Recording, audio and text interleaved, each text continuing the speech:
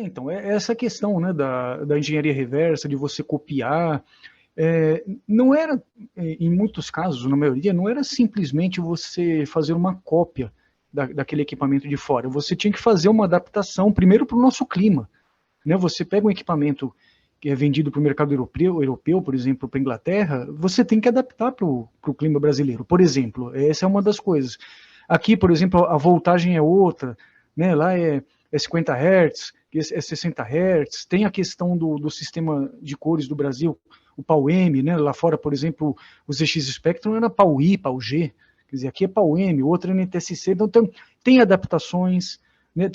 Não é simplesmente uma cópia, né? E no sentido Sim. também de que a apresentação desses aparelhos, o gabinete plástico, o nome, a cor, eles iam mudando tudo. Tem alguns equipamentos que são mais bonitos do que equipamentos originais, ou que são até melhores, tiveram alguma saída diferente. Então, a nossa história a esse respeito é uma história muito peculiar, é uma história única que só teve aqui no Brasil. É exatamente como nós falamos também no documentário 1983, de Os Clones do Atari, por exemplo, Sim. esses micros que nós tivemos aqui, extremamente pitorescos, né? Assim, a criatividade do brasileiro é uma coisa que parece que não tem fim, né? Ô E isso tem Marcos, no material de extras, né? então, esse é um ponto que eu queria explorar mais, porque ficou muito para essa geração a pecha assim de que ó, eram cópias de má qualidade e caras, né? Então acho que para quem olha superficialmente para o período histórico ali, anos 80, né, ficou muito marcado isso. Ah, isso aqui produtos nacionais, mas são cópias dos produtos originais e notadamente de péssima qualidade e com um preço muito elevado. Só que, na verdade, você traz isso muito bem no documentário também sobre o 1983, né, que havia muito pioneirismo e muita inovação. Né? Aqui, não foi aqui que a gente teve um clone do Atari que dava pause no jogo? O Né? Onyx Júnior, Onyx justamente. Júnior, isso mesmo. É. Né? Então, fala um pouco mais do papel desses pioneiros no desenvolvimento de software, porque naquela época o que a gente tinha de videogame por aqui efetivamente? Era Atari e clones do Uhum. Atari, né? Porque outros Coleco praticamente não chegaram também, Television, Odyssey, né? né? A O Television, é, Odyssey 2, né? Que chegou por aqui, isso. né? Fala um pouquinho Então, desse pioneirismo, Marcos. o, vinha muitos jogos de fora, né? E isso é inegável, né? Isso é falado no documentário. Os jogos das diversas linhas de micros que nós tivemos, né? O MSX, Apple II, ZX Spectrum, ZX81, TRS-80, TRS Color, e depois o Amiga. Então, vinha jogos de fora, porque justamente os jogos eram produzidos em massa no exterior. Então, esse material era trazido para cá e era copiado, era disseminado sem dó nem piedade. Era uma pirataria, né? Querendo ou não, era. Mas, né, o jeito que o Brasil funcionava na época favorecia esse tipo de coisa.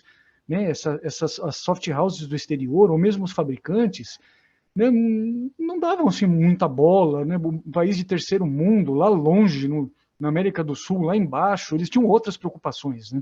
Não Então tinha internet ainda é, naquela época, o cara nem é ficava difícil. sabendo se duvidar, né? Eu tenho muito medo de usar a palavra que era errado, que era roubo, né, pirataria. É um assunto extremamente delicado. Mas se as coisas não tivessem acontecido dessa forma, nós não teríamos sido expostos a tantos jogos e a tantos equipamentos diferentes. Mas falando agora dos pioneiros, né? Nós tivemos alguns grandes pioneiros que tiveram essa coragem, né, de chegar, sentar e escrever um jogo e publicar naquela época, né, numa época que era espartana, né, tudo era muito caro, inflação galopante, mais de 200% ao ano.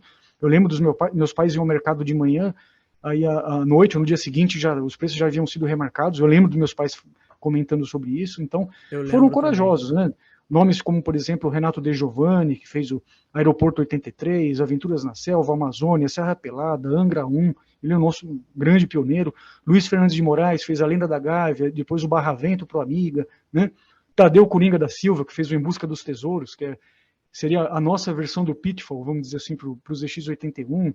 Maurício Bussabi, que fez o Avenida Paulista, e tantos outros programadores, criadores de jogos, Divino Leitão, né, que também fez aí o Caverna de Marte, Valkyrie, o Gilbert. Então, o pessoal que tinha, assim, a gente tinha escassez de informações, escassez de literatura, né?